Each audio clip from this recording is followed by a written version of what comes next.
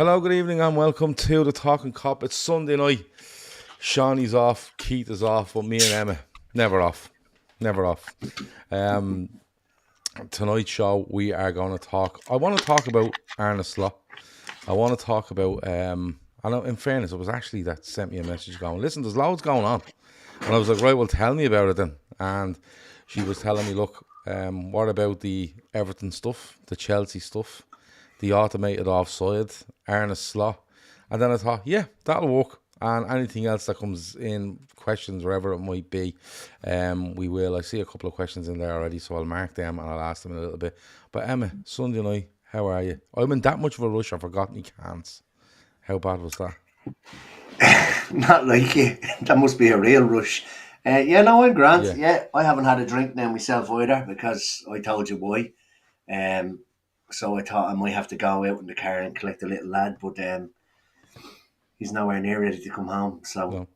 So that'll be up to the you just missus. have to wait till the So show's over now. yeah, yeah. Yeah, that's it. But So, what a Sunday! Weather was unbelievable. Went oh, out to Dunleary, brought the two dogs out.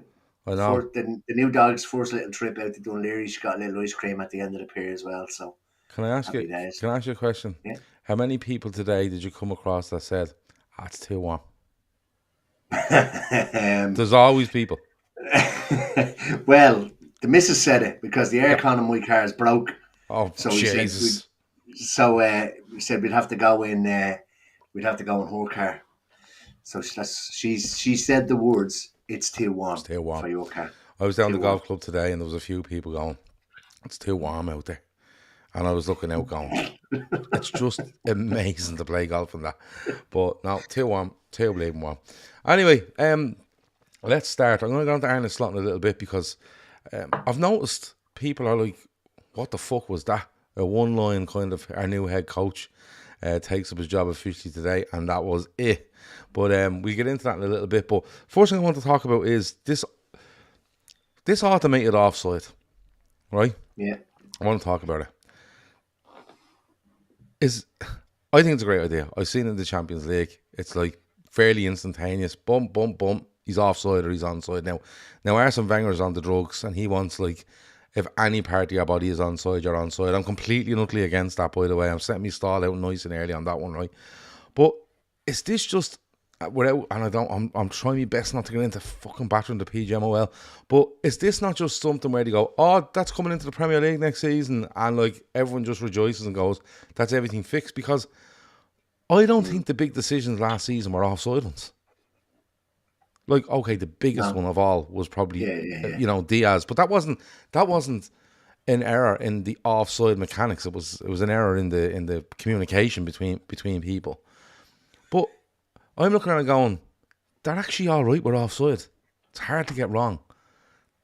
It doesn't. I think it's not, the length of time. It's not but even so much. It's the decisions. It's the length of time it takes for them to come to the decision. Like there was one game I think it took 4 minutes, and then like he was probably in the I'm one of toilet. these people. I'm one of these people. Look, taking so long with the Liverpool decision because they're looking for every possible reason to Yeah, give it offside. Whereas with the automated, you would think it should take the same time per decision. It's yeah, it's automated.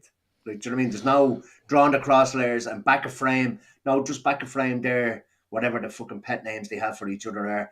yeah. It's literally a computer does it, and that's the one thing that I've always said. Now you can't computerize free kick decisions or penalty decisions or anything like that, but you can automate offside. And I think everything that they can possibly automate, like so, the only time the goal line technology has ever let anybody down was Villa and Sheffield United, and it turns out that they forgot to turn it on or something like that. Oh, the watch, Um, the goal line yeah, technology. Yeah. yeah. And I Yeah. think and look, Villa aren't where they are now. Only for that, I watched a video there the other day saying that they're now in the Champions League because of the goal line technology not being turned on.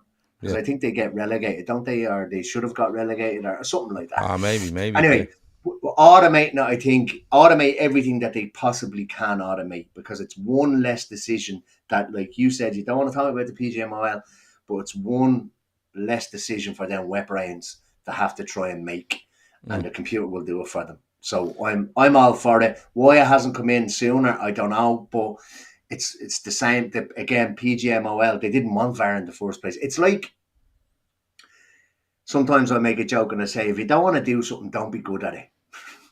And Yeah. it's like PGMOL they don't want VAR. They never wanted VAR. Yeah, they're definitely going around that gaff with the Hoover and just going nowhere near the corners. They aren't getting the extension bit on the Hoover and going under the sofa. Do you know what I mean? They see a cobweb in the corner, they're like, fuck that. If I miss that, I won't be asked to do it. I won't be asked again. Like, genuinely, it's just they should be sponsored by Dyson. Do you know what I mean? Because they just don't want to fucking do it. But like Kev says there, semi-automated offside is going to speed up the game a bit. Completely, I've no problem with this, by the way. Should end the nonsense of waiting for the flag to go up. The flag going up was a nightmare. Like, fella's clearly offside and the linesman's going, I'll just run along here now. And then when he gets in the box and has a shot, I'll put my flag up. Instead of going, mate, nothing has changed in the last 25 yards that you've ran. Just put the Jesus flag up. But then against that, like, there's an argument that the linesman just never put flags up anymore. Just never put them up. Just let the game There is, continue. and you know what? I feel sorry for them when it comes to that because, like, so the rules will say, right, don't if it's close, don't put it up. But then they get absolutely lashed over by the players.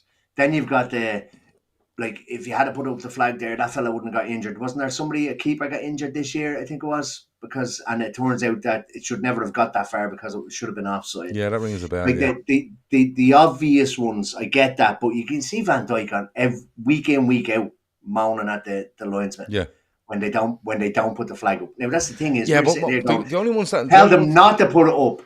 Yeah, but the only ones that annoy me is when you see a fella like he's played down the sides, right? It's always a ball that's played down the side. A fella runs from off the centre half to run in behind the fullback, down that channel, and he's a mile off. Yeah. And next thing he's bearing down on goal, and you're like, he's miles off. Do you know what I mean? Just put the flag up. So the thing is, like, there's an argument for them never to put the flag up anymore. Basically, listen, you just put the flag up if you think a throw goes that way, or you need to shake it to tell the referee there's been a foul. But they don't really make any decisions anymore. None of them. Like, they never stand in and go. Put the flag up after the referee has made the decision. I don't know whether you've noticed that. Yeah. So, but that's the thing. So the automated thing, I have no issue with. Like, if it automates and it speeds up the game, and I think the accuracy of the lines is fine, but it's just the time it takes. Whereas this, apparently, with all the cameras and whatever they have, it's like literally, boom, we can find the impact when he impacts the ball. Boom, put it into a 3D. Boom, there you go. He's off. Good luck. Right, we're on we go. That's fine. But my worry here is that people are like, oh, this is coming in, and there's people in the chat there going, how it hasn't come in. Arch says, how the fuck they didn't introduce it last summer is beyond me. How do you think those lines were any better from the season before? And it is, Arch, it's probably about the timing of it, but look back at the history of the PGMOL. They didn't want VAR. They delayed it by a year coming into the Premier League. You know what I mean? I'm not too sure on goal line technology, but listen, they probably had a problem with the watches. Do you know what I mean? They didn't like the bands on the watches. It didn't suit the fucking gel they put in their hair or something like that. So they pushed that back a year as well. And the thing is, like, I'm just worried that people we're going to go into next season. People going, oh, isn't the offside much quicker? And you're going, yeah. They're getting away with but all the other fucking things they're doing is not getting any better. Like this, it will improve the speed of the game. It will improve the speed of the game, but it's in no way going to improve the quality of the refereeing in the Premier League, which I think is, honestly, it's never been worse. And I mean that. And I go back to, like, literally go back to 92 and 93, right? And look at the fellas running around the Premier League referees, right? They were the fucking size of me, like, do you know what I mean? And I'm not slim, right? But they were my size running around, blowing out their arses. They couldn't get out of the centre circle. But they made decisions. They use common sense. And I just feel that no matter what you do with automated stuff, you still have these people making these decisions. And do you know what? My biggest thing on it is if you have decisions where you go, that's a yellow, and every week it's a yellow, fine. Because at least we know then, that's a yellow. Whether you agree with it or you don't, that's the rule, right? But what you're going to have is, that's a yellow this week, it's a red next week, it's nothing the week after, because behind the scenes they're having little fucking powwows and going, listen, we got an awful time over that, don't do that again. Do you know, the sort of way? And then you have Sky and BT crawling up their arse because they're afraid to say anything to them. But look, it's one of those things. Madge says, what's the word they use? Threshold, isn't it? It's the high threshold. high bar, threshold, intent. They've loads of stuff. Madge was up there earlier and she said, the weather was shy. Where were you? The weather's gorgeous. Weather was shy. Not a hint of sunshine, says Madge. Is Madge Advil in Ireland, though? I thought she was in Dublin. No. I don't know. It did. As soon as I pulled in a part in Dunleary, the sun just disappeared. Did a legger. But I was still warm though, and it hasn't rained a drop. So anyway, I just wanted to go into that. But look, I think we're in agreement. The automated thing is good, but we're still facing into next season with the same crowd of people refereeing. We'll all go in not really knowing what the rules are, but listen, we'll learn them as the weeks go on, because first day of the season you'll have someone that'll get a red, and the next week that'll just be a yellow. Do you know what I mean? Because they don't stick to the rules; they constantly change them. And the funny thing is, like the shown of the card thing that last year, that was a joke. Yeah. If you everybody was getting booked for it, about 6 games in, nobody was getting booked for it. Then it just stopped. Yeah, and look, I've said it before. I'm really, really tempted to do a referee show on this channel, right? Every fucking Monday night, or one pick. I'll just sit on my own. I'll just do it on my own. Just give out yards about them for a half an hour. Don't forget, we now have our very own Dermot Gallagher, don't we? Do we? In the WhatsApp. So you could actually get him on to go. Yeah. You could get him to get Carl on going. Why are you doing that weird accent, Carl? Oh well, I'm from Finglas, but when I come up here, I'm from Leiden, wherever. But yeah, we have a fella that literally looks like Dermot Gallagher. So, like, I tell you how much he looks like Dermot Gallagher, right? We were away, right? So we were away, and a few of the boys met Alexis McAllister in Manchester Airport when they were flying back on the Saturday, right? And no, Monday, I think the day after the game. And so basically, a few of the lads were like, "Oh, can't believe that they're meeting him," So I think Emmet might have photoshopped himself into the photo, didn't you? Photo like standing beside him, sitting down drinking a pint. Yeah, sitting on a chair drinking a pint, photoshopped in beside them all standing in the airport, and we were all laughing at this. And then the next one came out and it was someone else, and then I went, and then the next one came out, and I was like, "Oh my god!" They literally photoshopped Carl's head onto Carl. But it turned out it was fucking Dermot Gallagher's head onto Carl. But he's like, that's how much he looks like him. So we might get Carl. Arch says, please don't. I will if I want.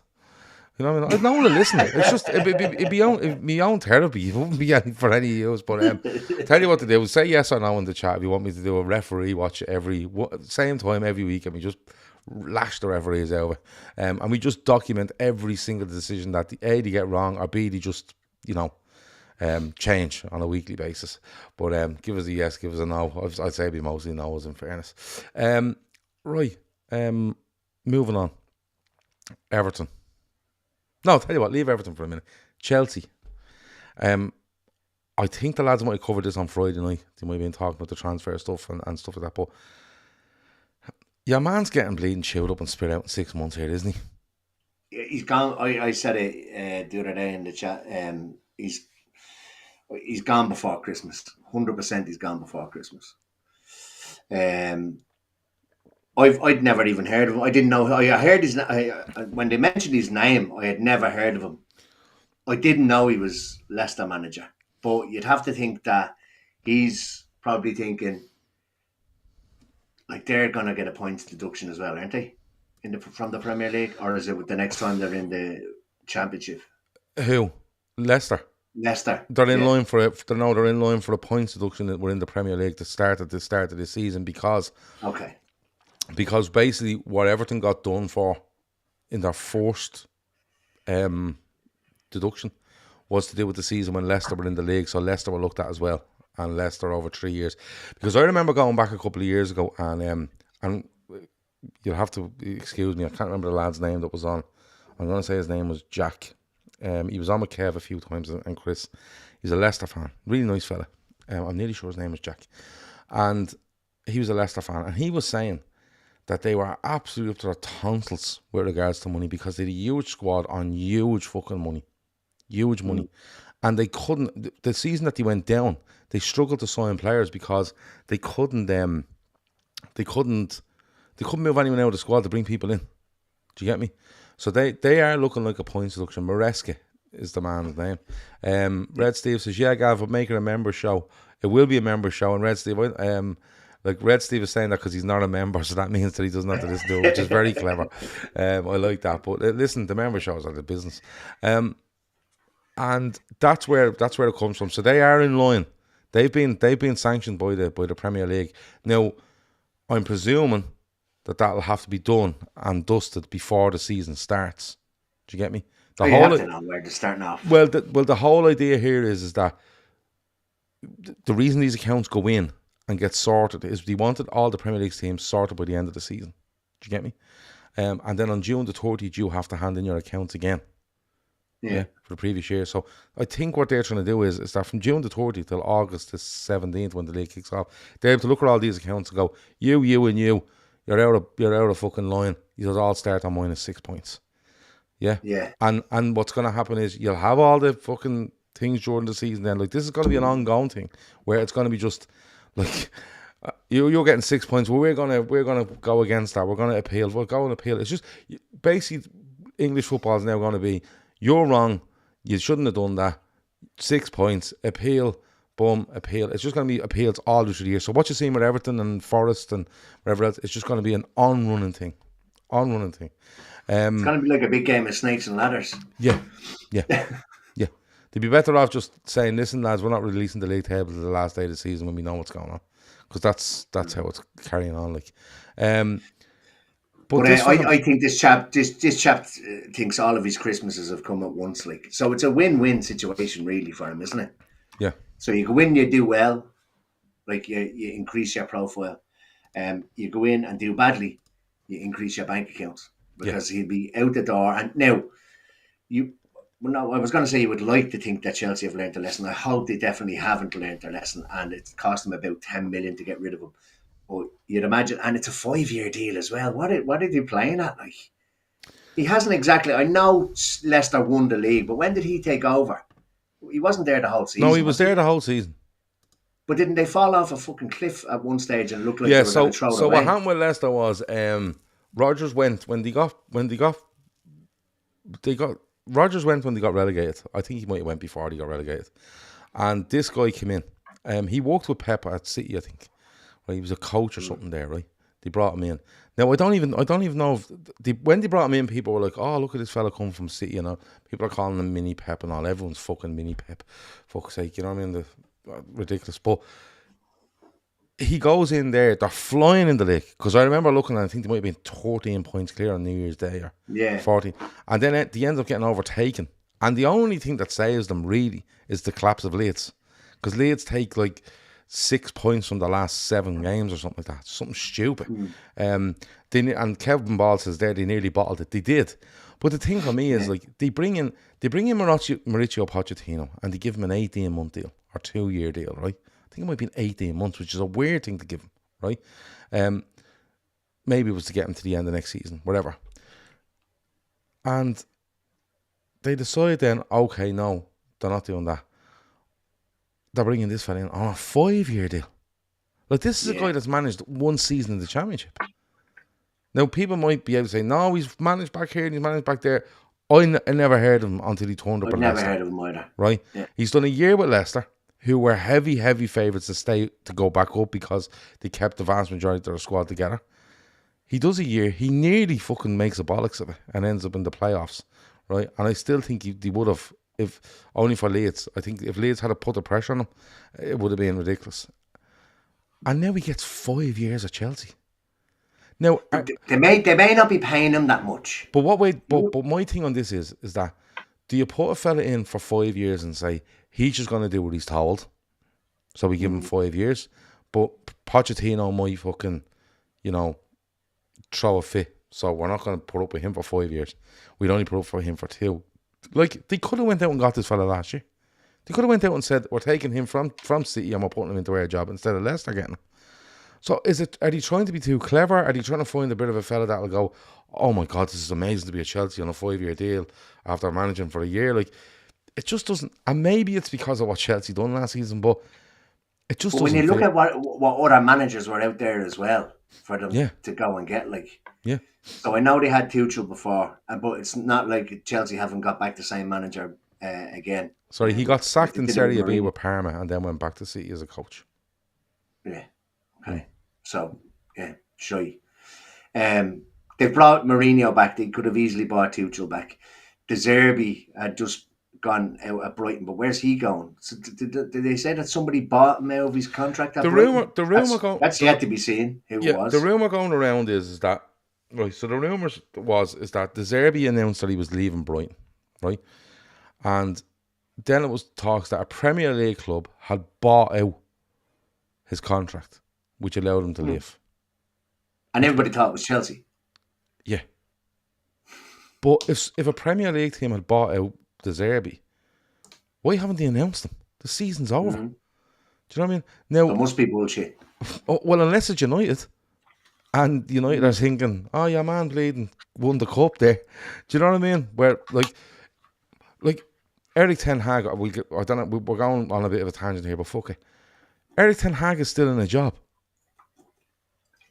Eric Ten Hag won the FA Cup. Now, if Jim Ratcliffe is going to be hard and he's making everybody take early fucking or redundancy at United, some mad reason about trying to get them back into the office or fucking some mad stuff, and he's trying to get rid of all these people, the biggest decision he has to make is on Eric Ten Hag. And then we're sitting here a week after the cup final and he hasn't sacked him. Like, as a United fan, I'd be looking going, why isn't he gone? If all the noise is he's gone, what are you waiting for? Do you know what I mean? Literally, what are you waiting for? But there's a vast majority they want him to stay now, all because he won the FA Cup. Like, Yeah, it's a lot. I know a lot of people that were calling for his head, and now they all want him to stay. But Which you is see- but you ridiculous. see- I think if you want him gone, he should be gone. FA Cup, you can't play the way they played in that FA Cup final. Wins you cups. It's not going to win you a league. but the thing, yeah, but the thing is, and I was delighted he won the FA Cup, by the way. I was fucking delighted he beat that crowd. But the thing is, like, you can't play like that every week because bar, I think, 4 teams in that division, right, who are City, Arsenal, Liverpool, and possibly Spurs, right? Everybody else is going to go up and go, yeah, you have the fucking ball. You know what I mean? Like, you have it. What are you going to do? And we'll kill you. You know what I mean? Whereas City, it was on City to go out and think, but City, like hindsight is 2020. But City should have really went, yeah, you have it. Let's see what you have. But City didn't. City tried to I think it might bombard be them. the early goal that killed City. Do you know what I mean? But What was it? 9 minutes? Was it 9 minutes he scored after? yeah, I I think can't it was remember. 9 minutes or I something. didn't. Yeah, But, so it's early enough. Goals change games, so yeah. that completely probably changed the outlook of that game for City. Yeah, Rowley says Ratcliffe doesn't have a clue, an egomaniac freak. But the thing is, like, you see, what I've noticed is, with United, and like, I'll try to get back to Chelsea in a minute. But what I've noticed with United is that, first of all, you don't hear that about the Glazers anymore. Right? No. Because Uncle fucking Jim is running the ship now, and Uncle Jim is great.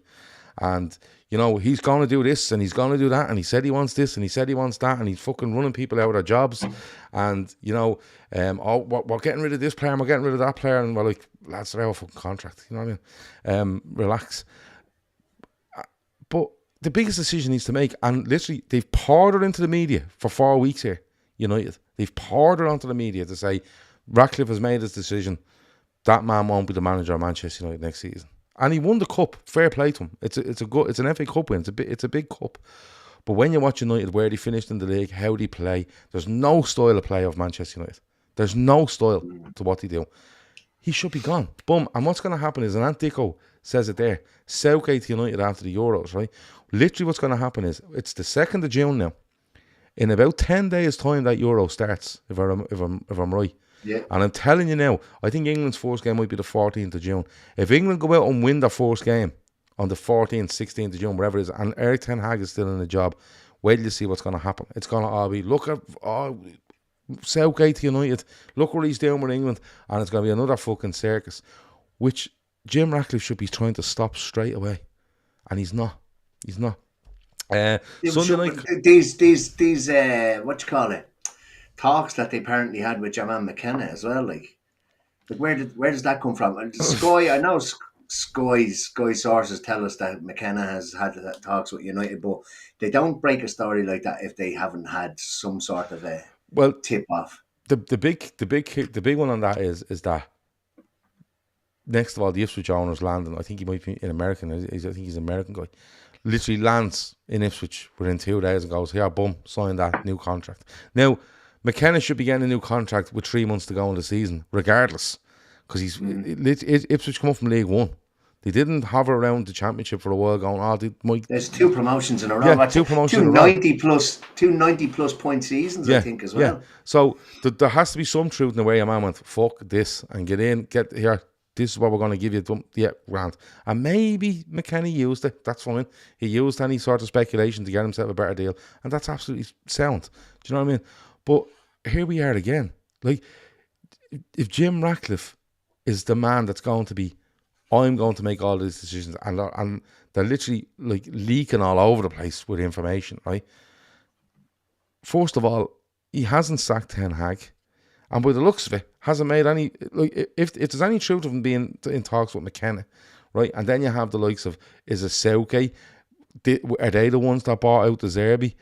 Like, even without him doing that personally, they're bringing so much fucking speculation on themselves, and it only makes him look bad because he's not making decisions. So, right now, as a United fan, you should realistically be thinking, that man is staying next season. It's been a week. Just fucking sack him if you don't want him. Let me read out a few bits. Let me see. Sam says, the thing with Ten Hag, though, is he has not stamped any style of play at all in 2 years. That's the biggest problem. It's like Solskjaer 2.0. I fully agree with you. Ard says, I think De Zerbi is a good manager, honestly. Brighton have lost their best player, and they've also been injured most of the season. People forget that. Kev is along them lines as well. Kev is like, lads, this is a really difficult season for them, with a couple of players that they lost and injuries and stuff like that. They just take a couple of hidings. I always find when they get beaten, they take a hiding. But they're actually still very good to watch. And it's all about their ambition now. Like, what do Brighton do this summer and say to themselves, right, we're going to push on now, and we're going to do this, that, and the other. Who did they get in as manager? But that's the thing. And then I think Potter should go back. Might go back, yeah. Nay says, Sunday Night Cop is the go to listen to. Listen, it's just me and him fucking shite now, to be honest with you. Let's be honest. Let's call a spade a spade. But back to Chelsea quickly. It feels a bit of a yes manny thing to do. It feels like a marriage of convenience for me. You know, and people might throw me and say, and you and Liverpool fans go, oh yeah, but, you know, what about Slot? But there's thinking behind that. The thinking behind Slot is that the sort of person he is, the style of play he has, you know, trying to make a smooth transition, and they've given him a 3-year deal, which is not 5, but it's not 2. Yeah. It's a 3-year deal, and there's a thinking gone into it, and given themselves thinking how to make it. We've probably sat down and spoke with his principal from school and the dinner ladies and all that kind of stuff. Liverpool do things when they do things right. There's data, all this kind of stuff behind it. I can't for the life of me think that Chelsea do something similar. Your man Bowley's just a head case, I think. This fella Maresca probably isn't on much money. I wouldn't say he's on massive money. And to give him a 5-year deal for him is probably worth a 1-year deal for probably Pochettino. Yeah. Or a 2-year deal for Pochettino. So, yeah. But still, it's a massive risk, like, considering who was available. I find it mad. And then they go out and sign your man Towson today, who everybody thought it was going to Newcastle. Oh, he went there? Your man Towson, he's going to Chelsea now, yeah. He was doing I think he might have been doing a medical today. Oh, I thought, yeah, because Shawnee was saying about him going to Newcastle, already. He was saying last week they thought he was going there. It's a mad one, and just when, like, and Chelsea's they didn't play too bad, like, the last month or two of the season, like. Yeah. And like, I think somebody said, it might have been on one of these shows, said, like, just when it looks like, it was actually Klopp, wasn't it? Just when it looks like they're back playing the way they want to play, they end up sacking the manager. So it's just, it's crazy, like, absolutely mental. Yeah, it is a bit mental. We got on to a couple of clubs later on, but let's go into Liverpool and Arne Slot. And Liverpool announced there yesterday, 4th of June, just very simple picture on social media of Arne Slot, new head coach, and a line underneath. You can click on it and it basically tells you who he is, where he's come from, blah blah blah. And that's what I kind of expected when it came to yesterday. I was like, listen, it's the day of the Champions League final. They would have thought this through. You know how the PR machine works, and the social media and stuff. They literally plan these within an inch of their lives. But I've seen quite a few people going, lads, if this was fucking a bit massive name coming in, we'd be making a big song and dance of it. Where are you on this, or is it just the timing seems to be? Look, 4th of June, Champions League final. Let that blow over. Do you expect a lot of Arne Slot content tomorrow?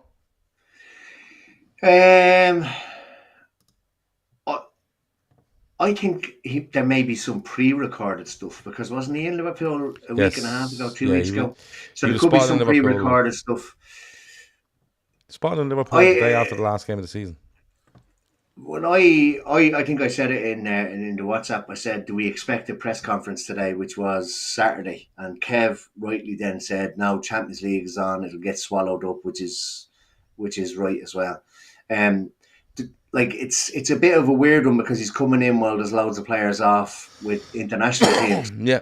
So it's not like he's going to come in to the training ground, and plus they're all on a break. So I mean, what kind of a press conference does he hold if he's holding one? I expect to see something, but I don't know whether it'll be a press conference the way it was with Klopp. And the way, when you look back, Klopp came in halfway through a season. So, do you know what I mean? He could go in, you could see him going into the training ground. He went in, there was press, journalists all there, like they would be there week in, week out. The fact that it's off season now, it'd be interesting to see what do they actually do. Do they release pre-recorded material, a pre-recorded interview with your man McHell, or is it actually a live press conference in front of the media? I'm trying to think, right? I think even in the 8-9 years since Klopp's been here, or since Klopp arrived, I think the way they announce managers and everybody has completely changed in that time. Like when Klopp arrives at Liverpool, it's like, here he is coming into Anfield. There he is at the tunnel. He does a press conference. He goes outside onto the pitch, and there's this big. Like, I can't remember too many like that now. It always seems to be, it's all about social media posts of great looking design posters and different things, and then it's like first interview with Arne Slot or whoever it might be, right, or Eric Ten Hag or whoever it might be, and it's like, yeah.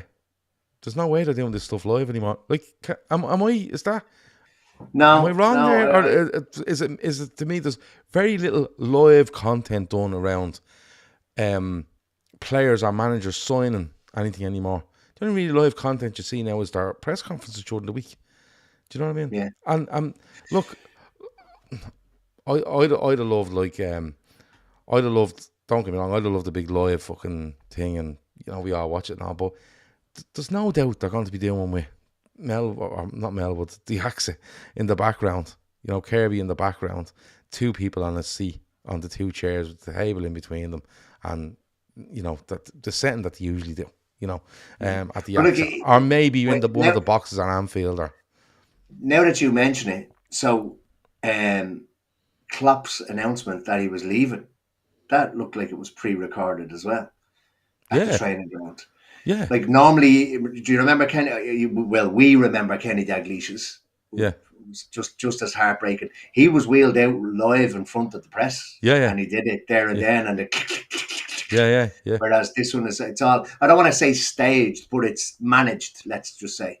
Yeah. So I have a feeling that his introduction will be managed, and it'll be pre-recorded.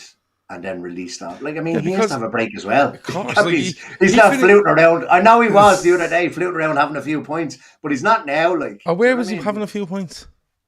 There was somebody came out and said that he was staying at the Titanic Hotel, and that he walked around the city centre, just went into a few boozers, had a couple of points. Like, so. Just trying to soak up the atmosphere and stuff like that, which is, do you know what? It's something that Klopp did as well. And I think he said it was the last time he could probably do it in the city centre, was the first time he was there. Yeah. But And apparently he's done the same. He stayed in the Titanic for a few days.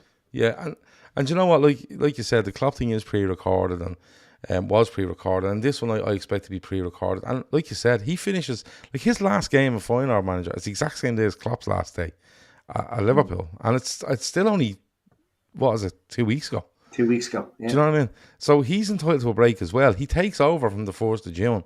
I expect some sort of pre-recorded thing, maybe at Anfield, a pre-recorded thing, because he was spotted coming out of Anfield. I think it might have been the day after the last day of the season.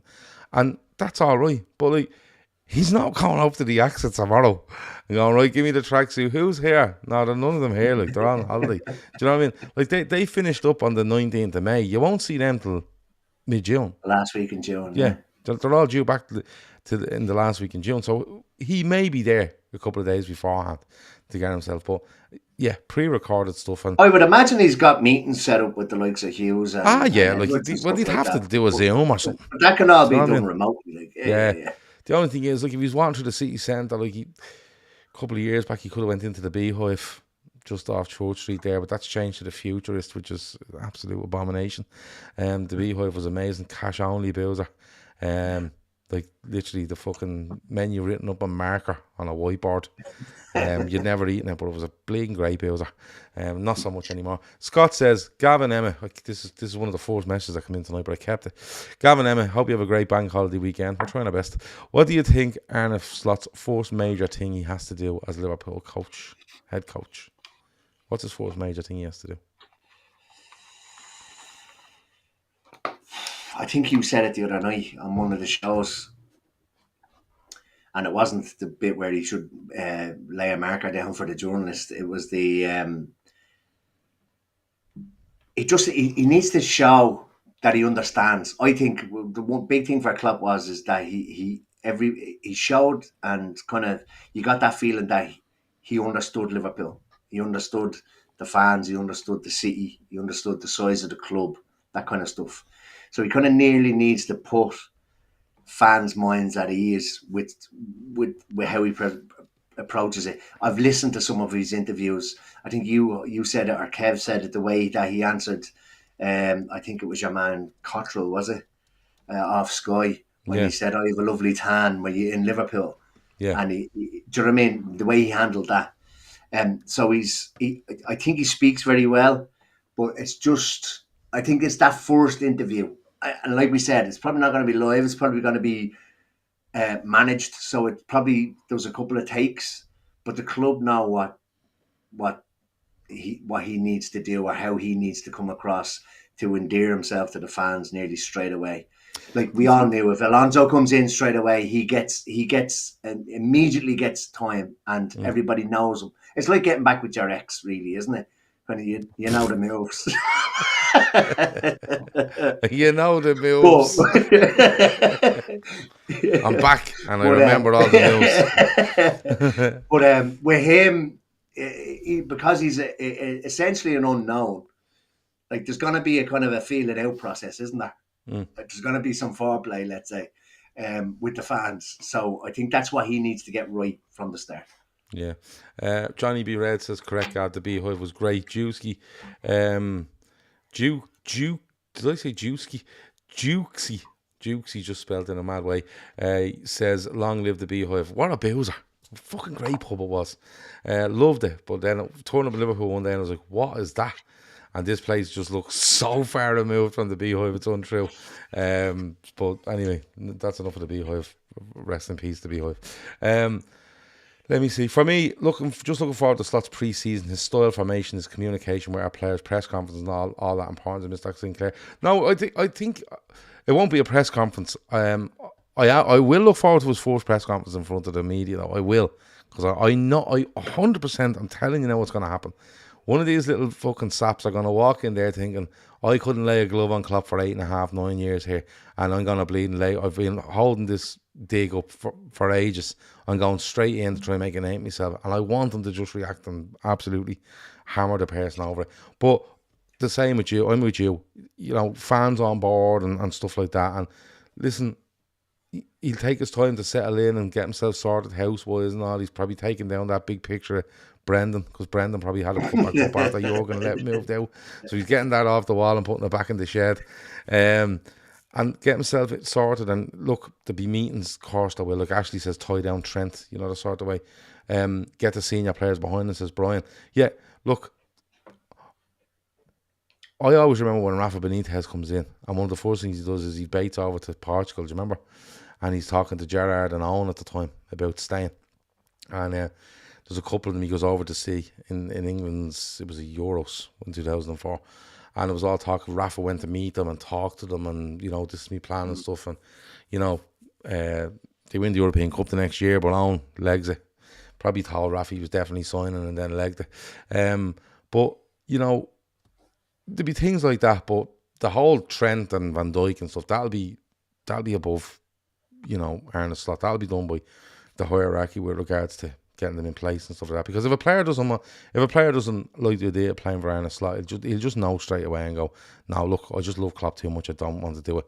And he'll know, but up the hierarchy. I think he's already done that. Wasn't there reports that he's already spoken to some of the players? Oh yeah, well, I'm presuming he has. Like, it's not like he's just gone, 1st of June, don't talk to me till the 1st of June. You know, that sort of way. He's definitely, like, there's no problem getting that phone call number and giving them a ring and stuff like that. That's absolutely fine. But listen, Scott asked there, what's the first thing he has to do as the Liverpool coach? You don't really know yet, for me. You know, I think if he comes across well to the fans, you know, in that pre-recorded interview, like, I'd nearly guarantee after that pre-recorded interview that'll probably land tomorrow or the next day. People are going buzzing over him, you know, saying all the right things. You know, he's not looking to come in and give himself any breathing space. He just wants to come in and win and stuff like that. Everyone will love him. Do you know what I mean? It's hard to get used to. It's going to be hard to get used to. I think one of the first things he needs to do is just to be himself. Yeah, he doesn't need to try to be anybody else, or try and be the next Klopp.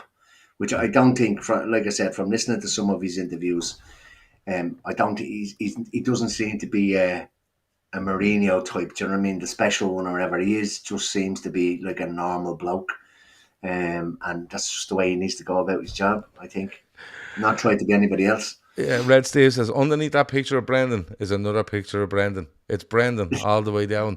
Imagine you're stripping the wallpaper and Brendan Rodgers' cap, and every time you peel off Brendan, it's just another Brendan. And then you get to the stage and go, oh, look, before he had his teeth done. You know, and it's just kind of goes back. But yeah, let me see. Gav, there is content on the LFC site where ex-players say that Slot used show clips of LFC to his squad about how he wants them to play. Let me read that again. There is content on the LFC site where... 2 seconds, Gav. I just need to go on to... Yeah. There is content on LFC site where ex-players say that Slot used show clips of LFC to his squad. So is he showing them to the current squad? How do you want to play? Brendan has left an empty pack of envelopes for Slot to use for first meeting. Yeah. Just beat Man United 8-0 and you'll be sound as Canters. Yeah, fair enough. Look, I just think with Arne Slot that just go out, like Emmet says, be yourself. First thing to do, be yourself. I think if he is himself, I think he'd be absolutely fine.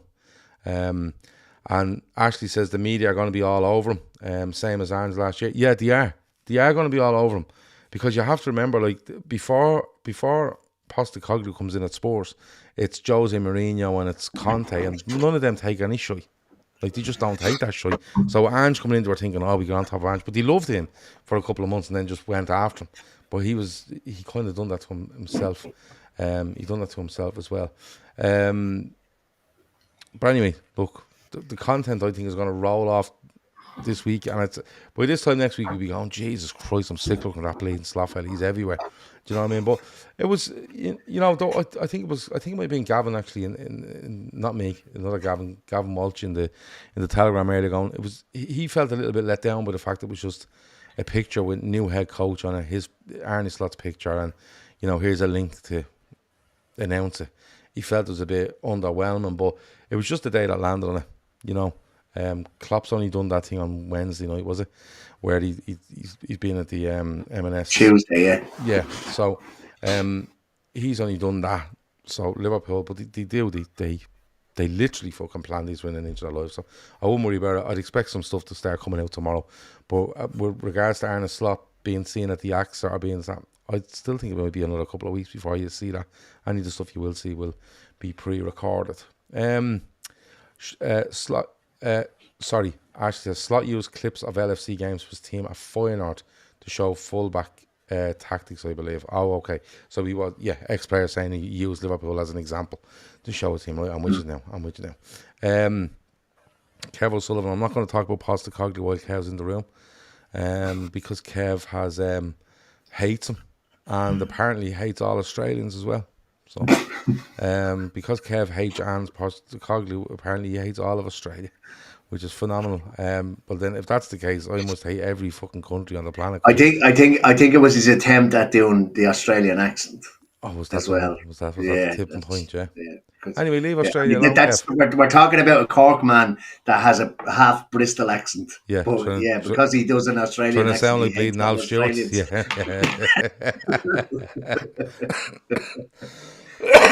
I'm trying to think of Al Stewart's punchline now. Can't think of it.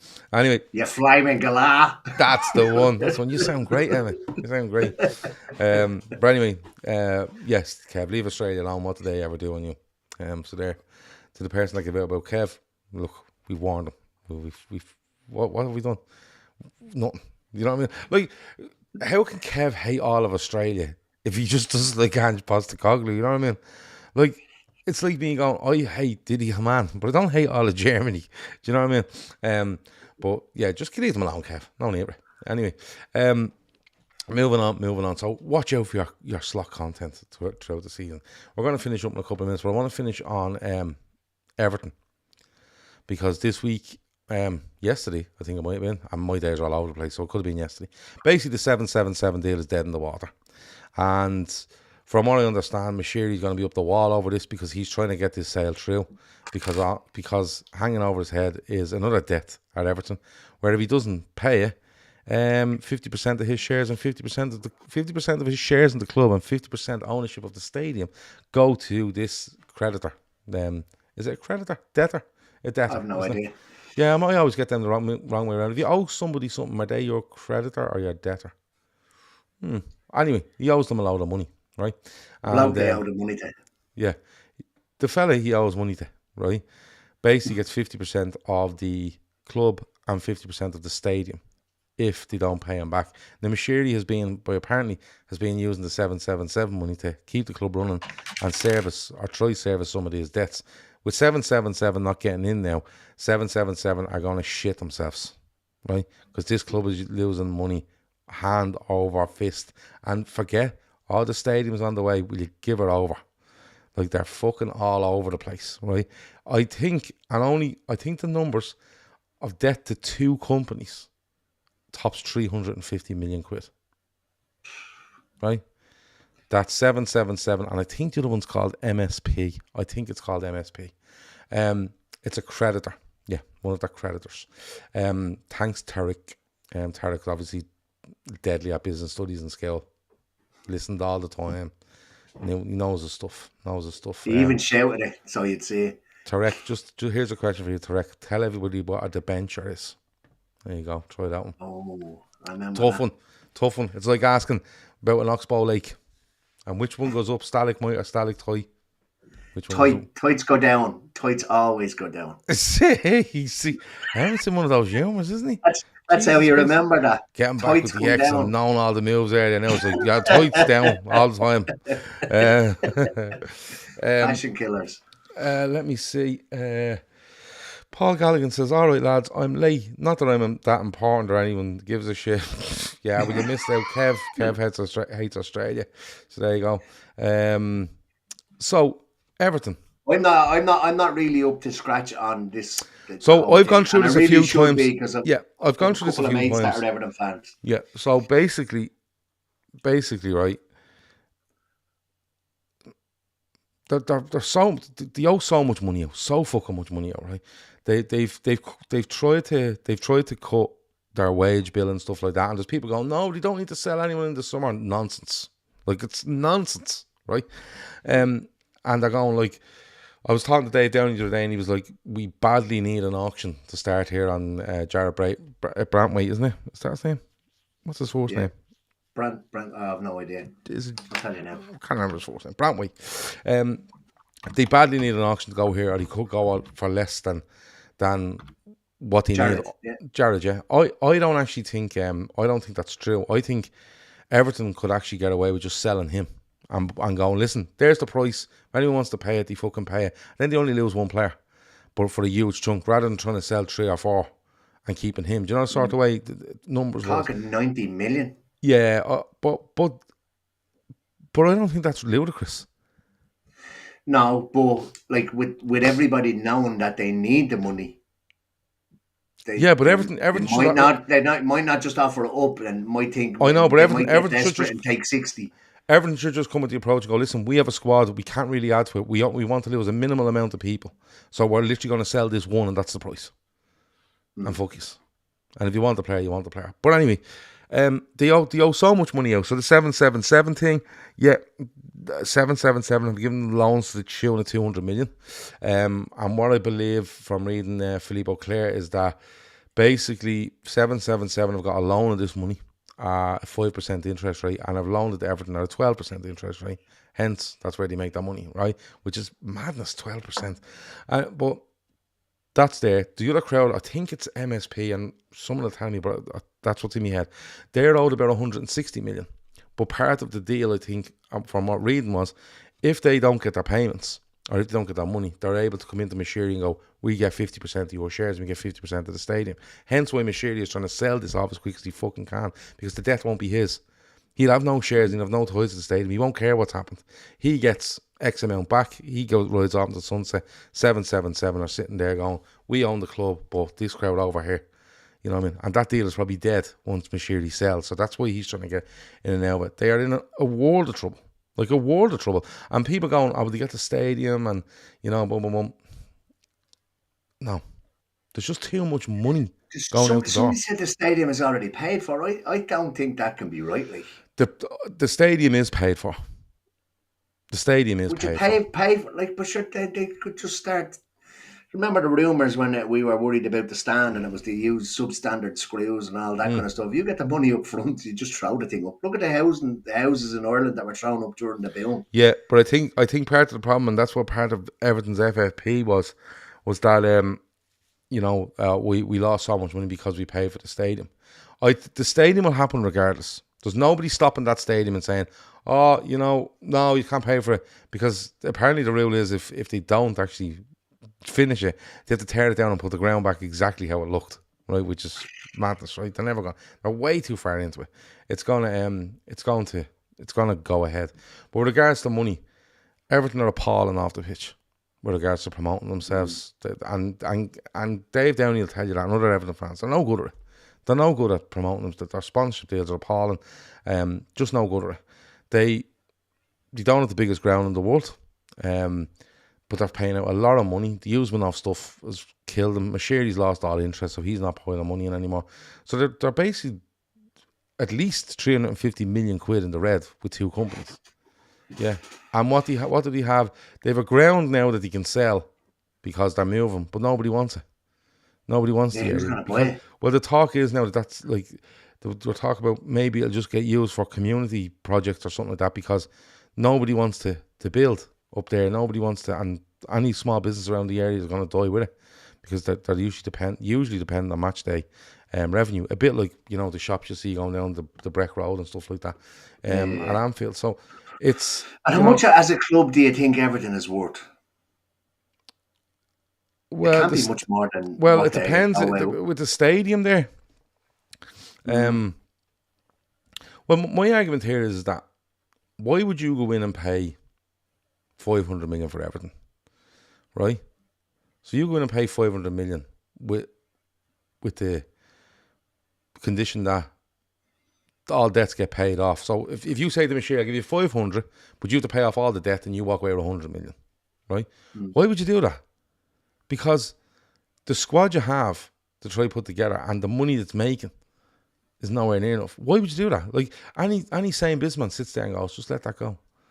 Let them go. Let them go to minus 9 points, and I'll take them for fucking nothing. I'll take them for 10% of that. Do you get me?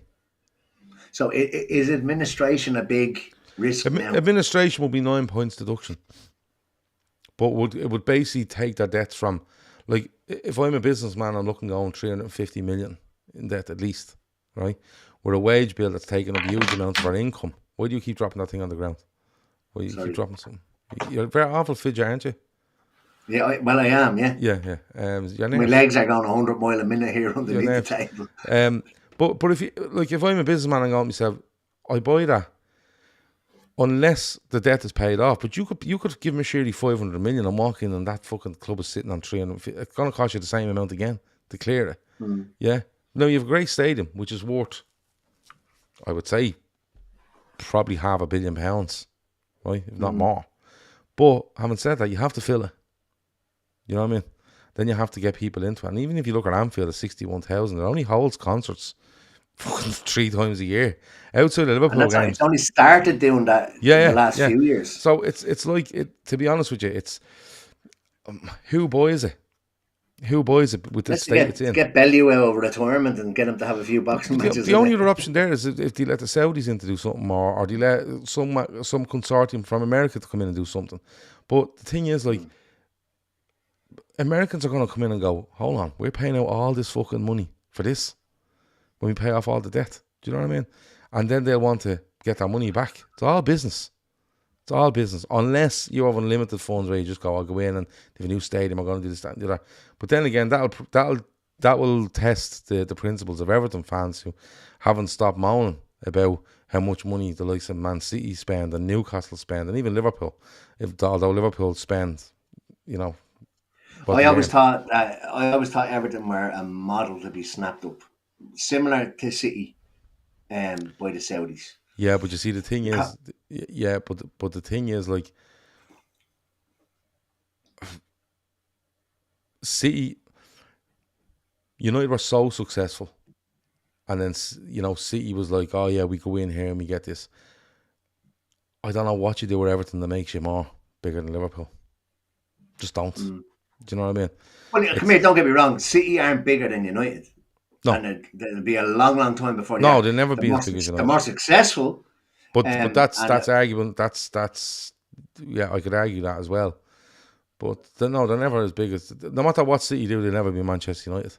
And that's what I think happens. I think if you go in and look at Everton, you kind of go, no matter what we do here, we'll never be as big as Liverpool. Just won't be. End of story. Do you know what I mean?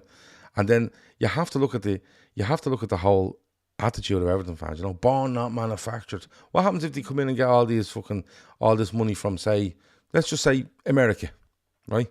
And all these Americans start turning up. What are they going to say to them? Well, no, you're not allowed in here. So you have to be born here to watch Everton, not manufactured.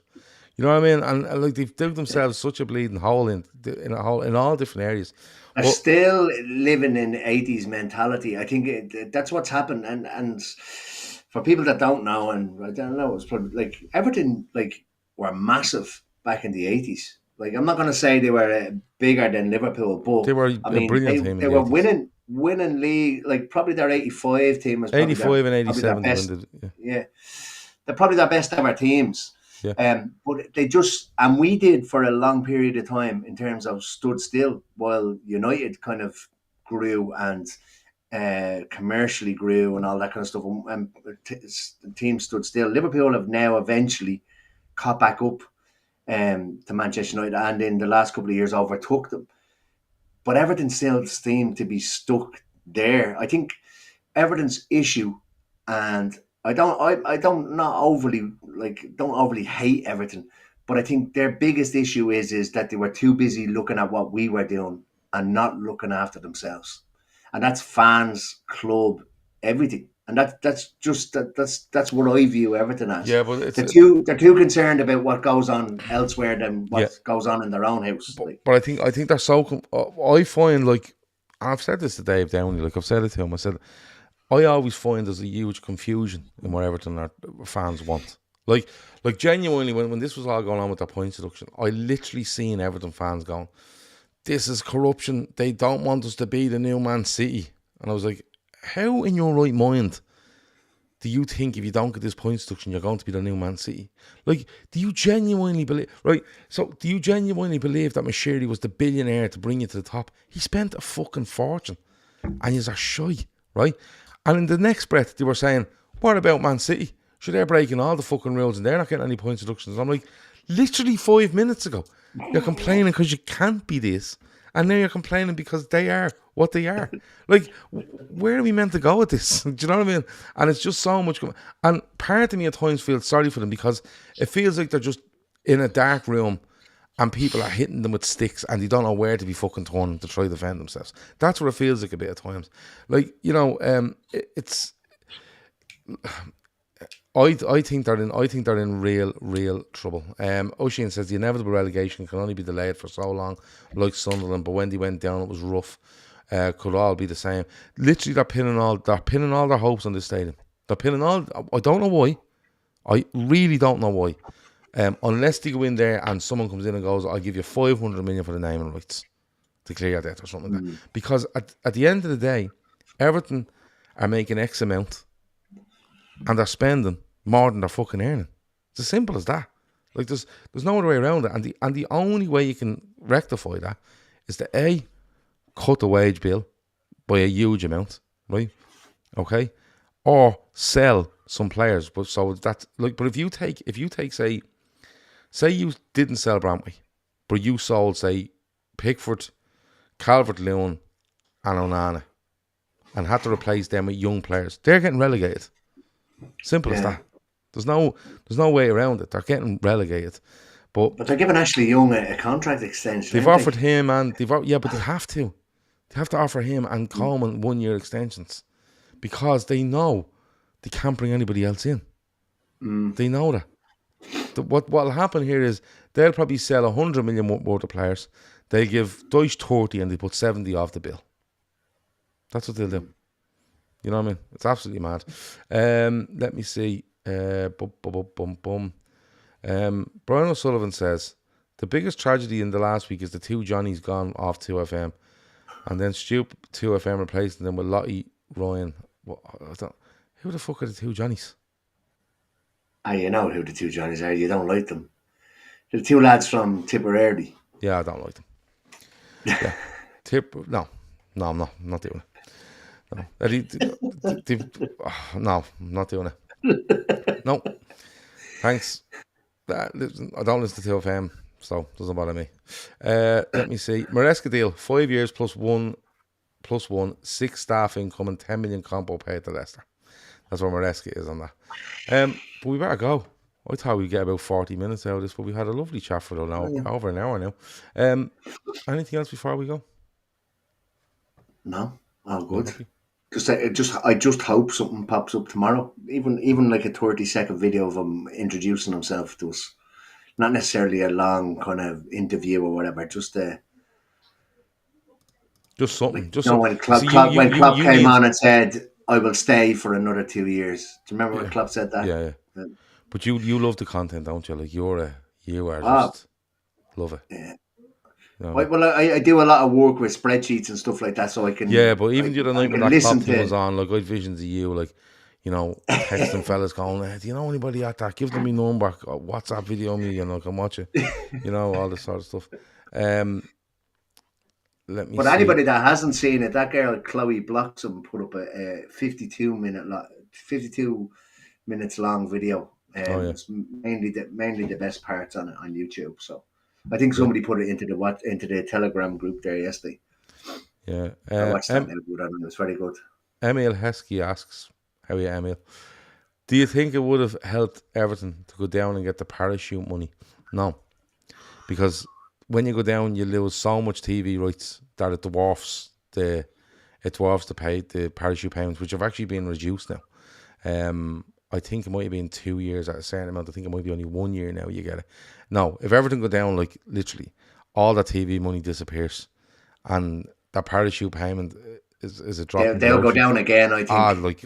If they go down, they go down again. Stupid. They're selling stadiums to keep themselves going. That's how bad I think it will be. Brian asks, he asked us earlier, we finish with this random question. Would you rather eat what you want and have diarrhea forever, or eat what you want and be painfully constipated forever? What do you do?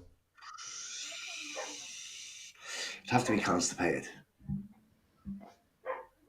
Not like constipated forever. You're eventually gonna have a shite, aren't you? Like it's not. You're gonna be. It's you can't not go to the toilet. So I would prefer it to be a struggle than for it to slip down the back of your knee. Like, do you know what I mean? You're out and about. You know you're not gonna shite yourself. So If you've diarrhea, there's a high risk false of that. in this question, is what you're saying. No. Well, I mean, as long as I will eventually go. Right. Well, I'll tell you what then. constipation. Tell you what. Right. So let's change it because Brian hasn't thought this through. He's tired. He has to milk all them cows in the morning. So if I said to you, you can eat what you want, Yeah. but like literally an hour on the toilet afterwards, or you can eat what you want, but you're gonna be constipated and pains for an hour afterwards. Which one are you doing? The constipated and pains. Constipated. Yeah. Although I've never been constipated, so So I have. I It's don't not know what nice. it's like. Is it? What's it? Oh, is it? Okay. Horrendous. So eat something. You spend an hour literally On pissing the out your toilet. arse Yeah. on. Okay. Yeah. Some great answers coming in here. If you're listening tomorrow, I'm still gonna go constipated. I'm still gonna go constipated. Like, But do you not can't feel? Do you not control feel if you're on the diarrhea. toilet? Do you not? Right. Let me put it this way: if you're on the toilet, do you not feel like you're, there's light at the end of the tunnel sort of thing? You're getting there. You're on the journey. Whereas with constipated, you're just standing For on an the hour though, platform. Gav, I get pins and needles if I'm on the toilet for 10 minutes. Like, Well, I tell you something. You must have had pins and needles for fucking most of the bleeding Tuesday in Liverpool. Fuck's sake! I went and I ordered food. You said I'm going to the toilet. When you came back, we were all finished. Waiting for you to come back. Thought you were getting abducted. it wasn't the holiday year, was it? No. Jake, Emma has a favourite toilet and everything in the whole wide world. It's mental. So you'd rather be on? I still think constipated. Yeah, I think because you can't control diarrhea. Like, do you have Yeah, time but you to can't get control from eating to the toilet? You can't control the constipation either way. No, but it's only an hour. But And you know for a fact. So, like, if I'm out eating, right? So you're not always going to be in your house. right. If I'm eating out, and then I know as soon as I eat this, I'm literally going to have diarrhea for an hour. Yeah. Like, I prefer to know that I'm not going to shit myself. Okay. Well, I have. If you're listening at any stage to this show and you have kids around, you turn it off now. Here are some of the replies. Here we go. Let me see. So my position is stay the way I am or be constipated. I'm staying, says Dylan. I think I'm making that up, Dylan. Veranda Chase says 100% pissing out your arse. Avo says rusty water all the way. Dylan says arse like a Japanese flag. Let me see.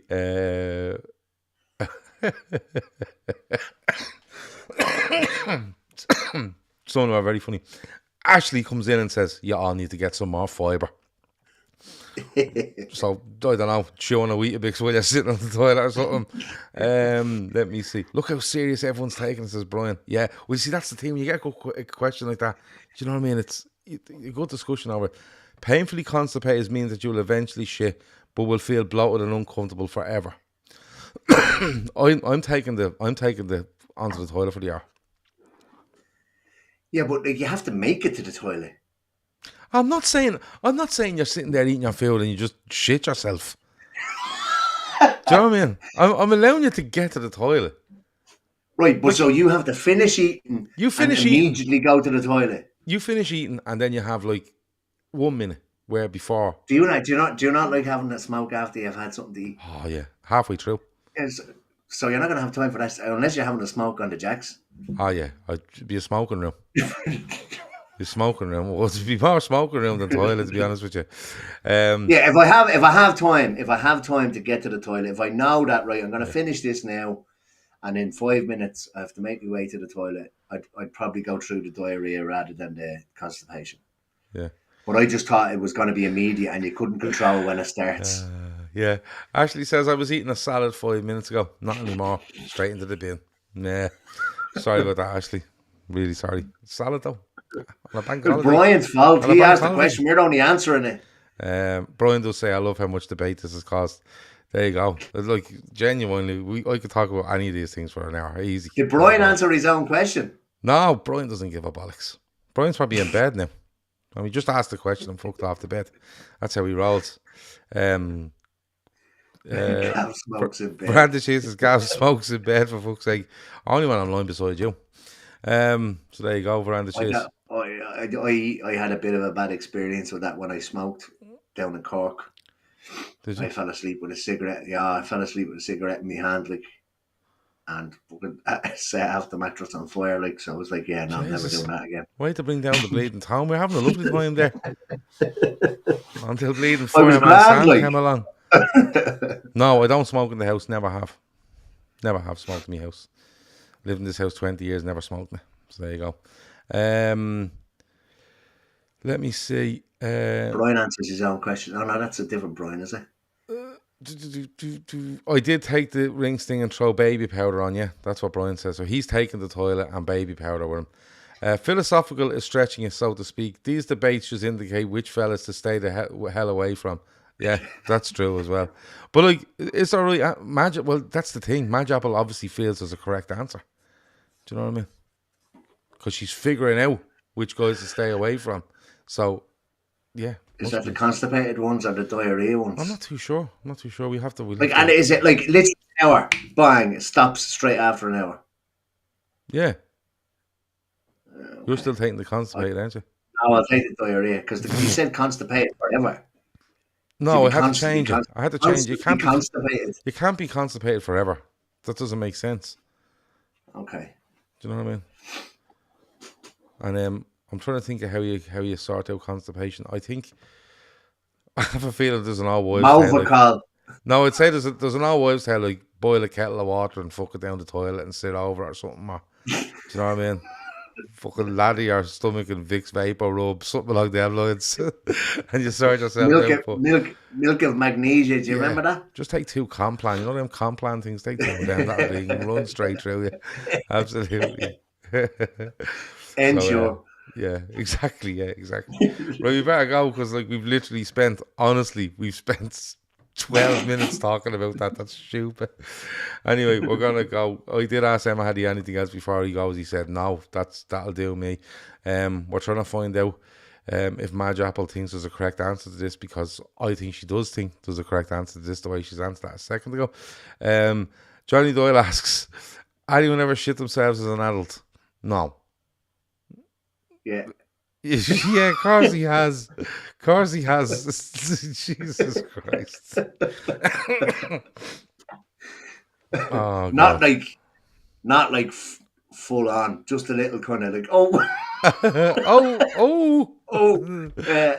yeah. No, that was the answer to that. But Emma's like, fart rolls down the back of your leg. Yeah, he was like, yes, but let me explain. It was only a little mistake. It was a one-off. It won't happen again. You know what I mean? We've all been there. Let me see. So yeah. Anyway, listen, we're definitely going. We're acting the maggot now. We should be back tomorrow. It's a bank holiday in Ireland. I don't know if it's a bank holiday in England. Don't know. And America don't get any days off, so they'll just be in work. So tomorrow night, I'd say it'll probably be me and Phil. It'll be a member show anyway. Me and Phil talking about some football and most like stuff like this. And we bring as many shows we can during the week. We're looking to do Tuesday and Thursday for some transfer stuff. So join us then as member shows as well. I think one of them will be member shows and one of them will be free. Link is in the description for our charities as well. The Fan Supporting Field Banks and the Lighthouse, and also Phil's Laura Lynn Hospice. If you can, give us a few quid. We're struggling with donations, I'm not going to lie. They're very few and far between. We have got our golf day in 4 weeks. If you're an individual or a company that want to sponsor a tee box, every penny you give us on that day goes towards the charity, and we're hoping to bring the money up a little bit by doing that day. So you can contact us any which way you want, whether that's Twitter, Instagram, email, talkinkop1@gmail.com if you want to help us out there as well. There's nothing from Em. he's had enough. He's given way too much away tonight. My favourite line though is like getting back with your ex and you know all the moves. Fantastic. If I could just get somebody to say that in a Dunphy voice, I would actually record it and stick it on here and replace me Dunphy, me piece of Dunphy. Shawnee does a good impression. Yeah, I might get Shawnee. So I might send the words to Shawnee and go, just say that in a Dunphy voice, please. And I'll put it on here and replace the old, this one. We're in showbiz, baby. So I might replace that with that because that was brilliant. Thanks, lads. Great show. An exceptional final question. Yeah, it was. It was a good final question. Fair play. Thanks a million for everyone for watching. Thanks for hitting the like button. Subscribe if you want. Become a member. Loads of shows throughout the summer for all our members. And yeah, we'll talk to you soon. Thanks to Emmet as well. He's bleeding mental, as I swear to God. Over and out.